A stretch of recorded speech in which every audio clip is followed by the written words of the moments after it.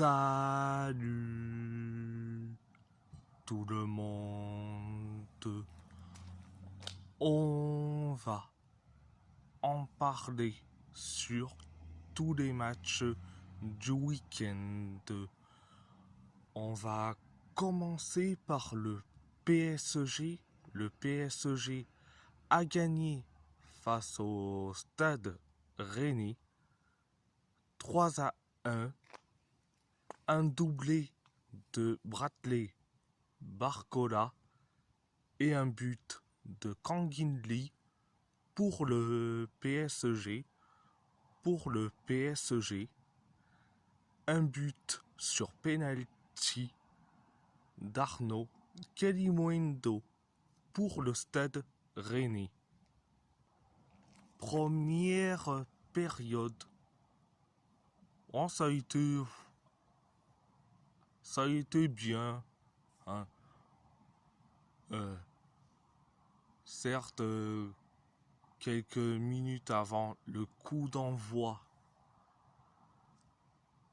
de la première période, certes, il y avait juste un coup franc et Marquinhos a inscrit carrément un but, mais malheureusement, ça a été refusé pour une position de hors-jeu.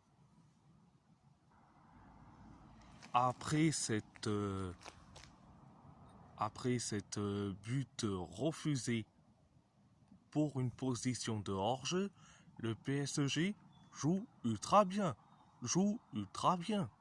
Avec de la possession, tir cadré jusqu'à que Bradley Barcola a inscrit le premier but. Premier but validé, mais surtout un très beau but. C'est la spéciale Barcola. Donc, après le but du 1-0, signé Barcola, le PSG avance ultra bien. Donc, c'était la première période. La deuxième période, c'est un ascenseur émotionnel.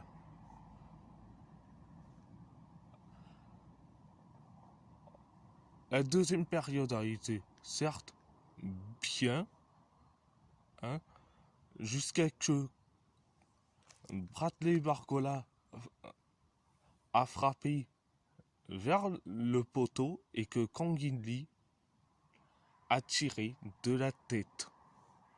Et ça fait 2-0. Oui, Kangin Lee a marqué de la tête. Et après, 10 minutes plus tard, Bradley Barcola a inscrit son doublé, un but digne d'un avant-centre, le but du 3-0, sur une passe merveilleuse de Achraf Hakimi. Donc, c'est une passe merveilleuse.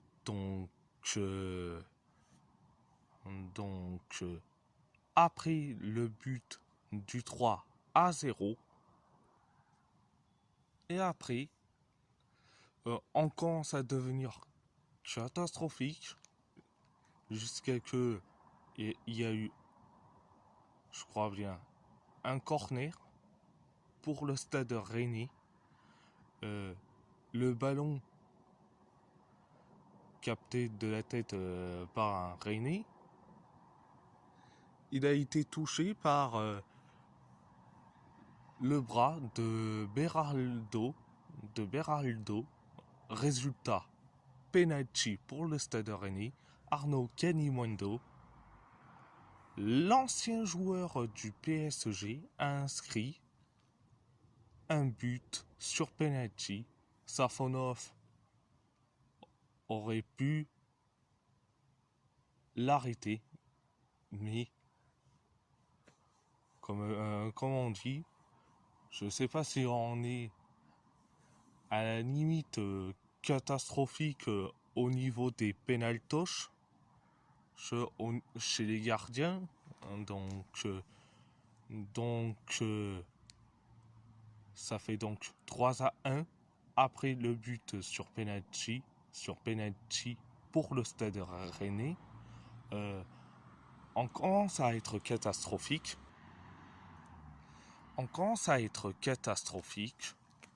Jusqu'à que on encaisse le deuxième but, mais malheureusement, le deuxième but du Stade Rennais a été refusé pour cause d'une faute de main d'un joueur du Stade Rennais. Résultat, le deuxième but est refusé et après, on est soulagé. C'était donc la deuxième période. À part ça, c'est tout. On va parler de Galatasaray. Galatasaray a fait un match nul contre Kassim Pacha 3-3. Un doublé de Victor Osimhen et un but de Mauro Icardi pour Galatasaray. Un but de Mamadou Fall. Un but sur penalty de Haris Hajradinovic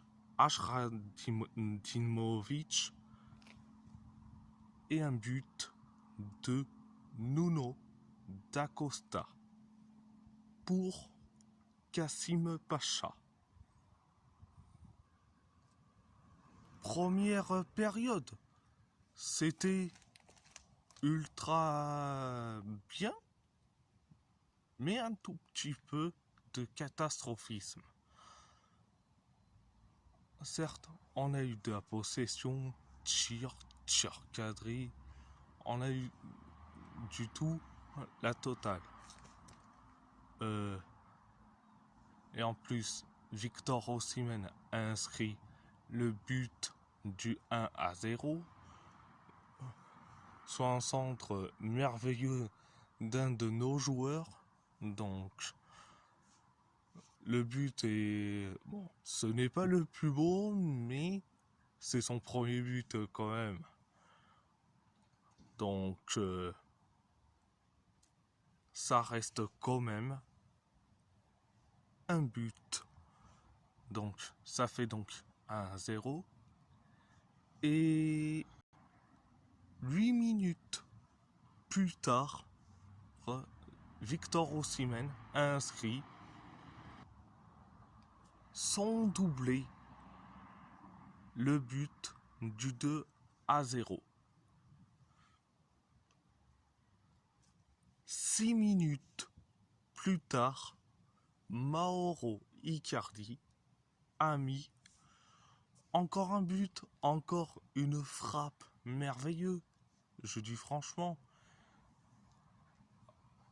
Et je vous montre comment il fait Icardi carrément sur le troisième but de Galatasaray.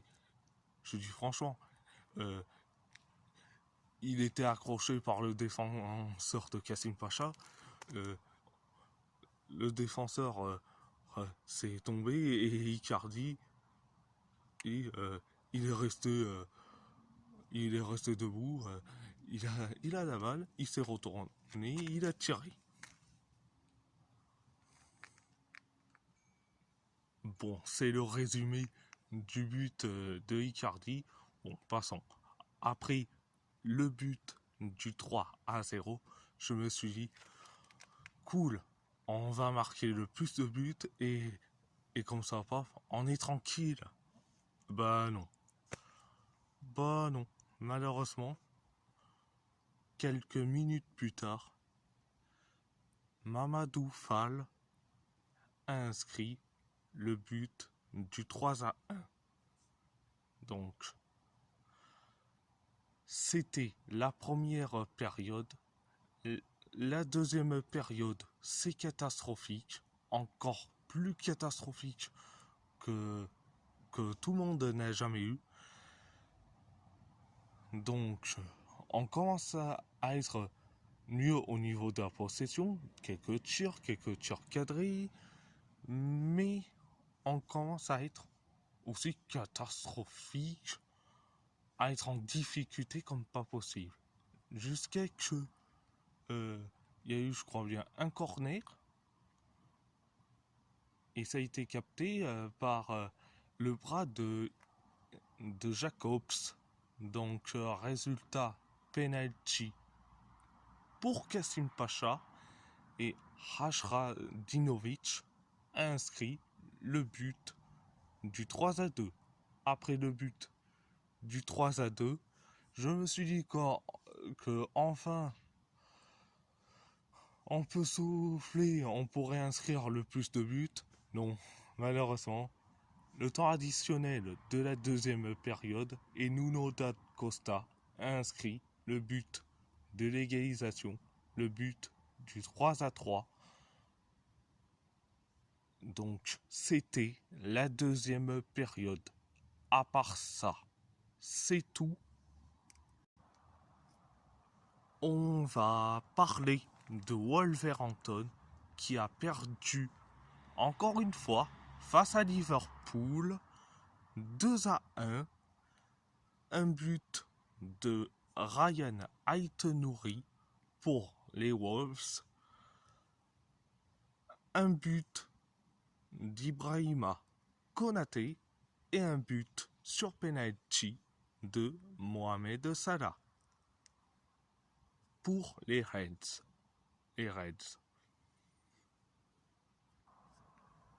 Première période, ça a été catastrophique, archi catastrophique, nullissime, fantomatique et tocaresque. Et je dis franchement, je le dis direct. Si je devrais résumer la première période.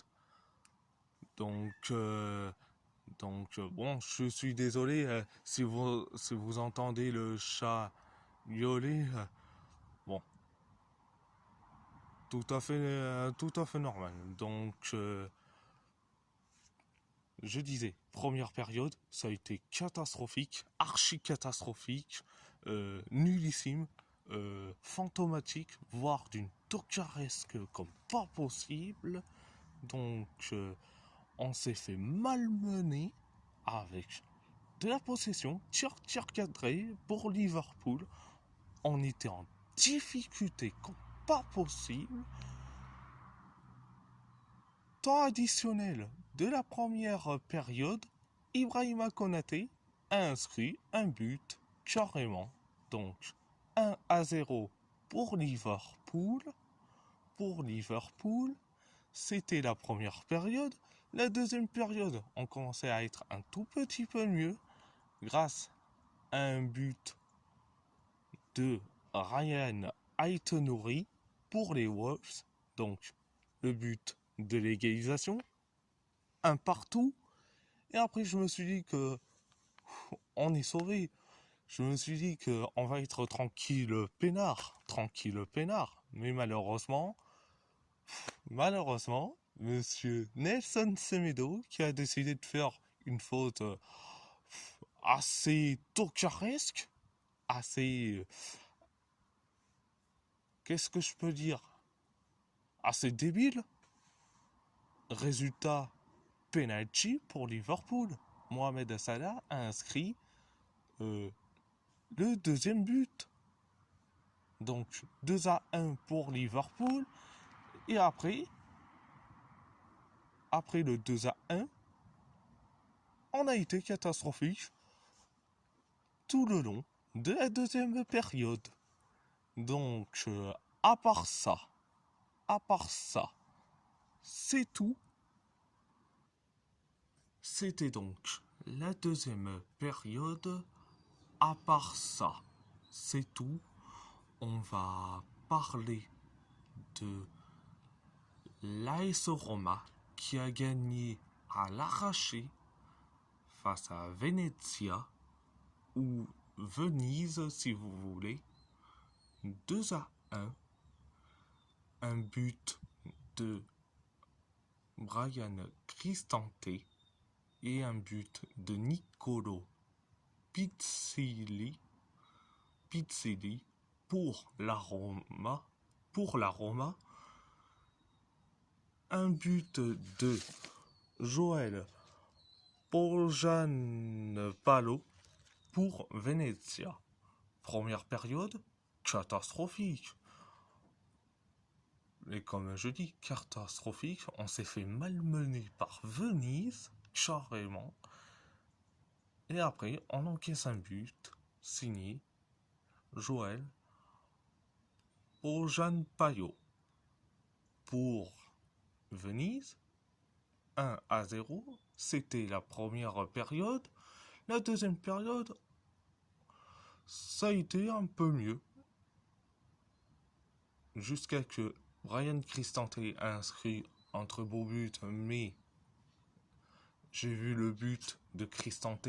Bon, je pense que ça a été détourné. Donc, ça fait donc un partout. Et après, quelques minutes plus tard, sur un corner, Nicolo Pizzilli a inscrit un but de la tête. Donc, ça fait donc 2-1. Et après, on a été un tout petit peu mieux. Donc, à part ça, c'est tout. À part ça, c'est tout. On va parler de l'Athletic Bilbao qui a fait un match nul face à Séville. CF. Un partout. Un but de Mikel Chaouri-Kizar. Un carton rouge pour Rulen Aguirre-Zabala pour l'Athletic Bilbao. Un but contre son camp d'Alex Padilla pour Séville. Première période. Assez bien, mais sans plus. On a eu de la possession. Surtout, on s'est créé des occasions. Séville s'était montré, certes, dangereux du temps en temps, mais nous, on a été le plus dangereux. Jusqu'à que Mikel Chaouri-Kizar a inscrit son tout premier but à San Malmès avec son club de formation, son club de cœur, l'Athletic Bilbao. Ça fait donc 1-0, 1-0.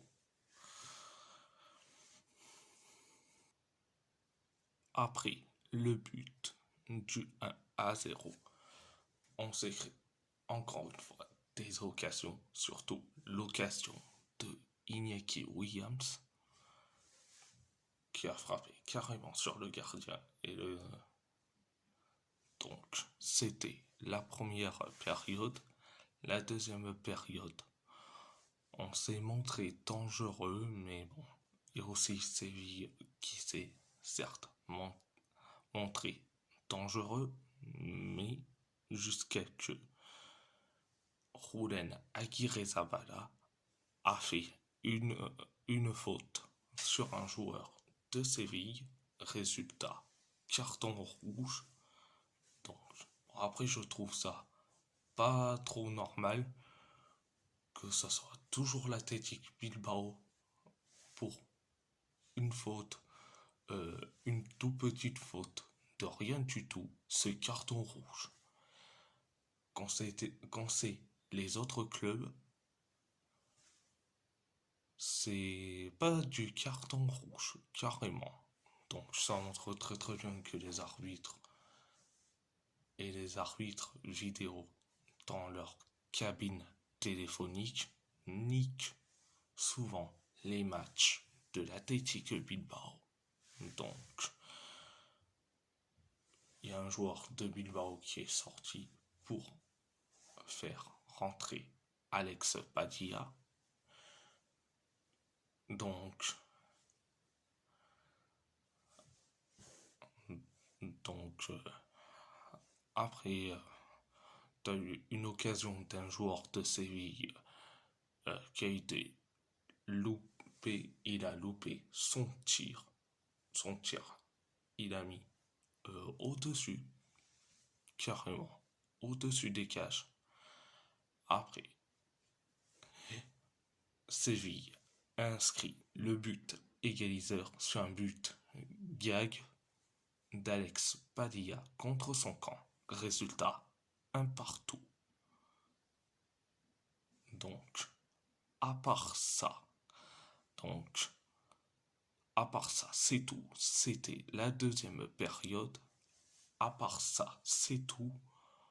On va parler du FC Porto. Le FC Porto a gagné face à Arouca 4-0. Un but de Samuel Omorochon, un but de Nico Gonzalez, un but de Galeno et un but de Denis Gull pour le FC Porto. Pour le FC Porto et un carton rouge de Guven Yalchin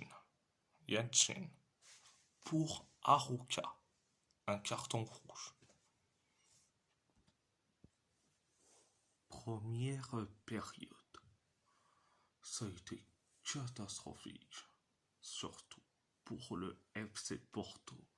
Et surtout pour Arouca. Certes, le Arouca a créé une occasion, mais ils ont mis à côté. Le FC Porto s'est créé des occasions, mais bon, ils se sont butés sur un bon gardien d'Arouca.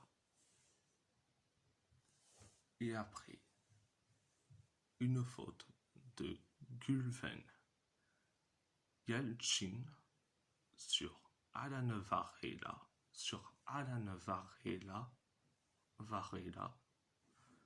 Résultat, carton rouge. Donc, Arouca se trouve à 10 contre 11. Donc, c'était la première période. La deuxième période, ultra bien. Ultra bien.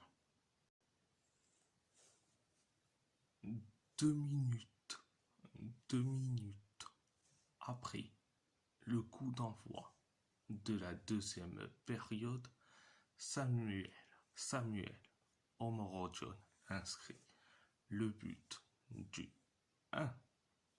1-0. Donc, et après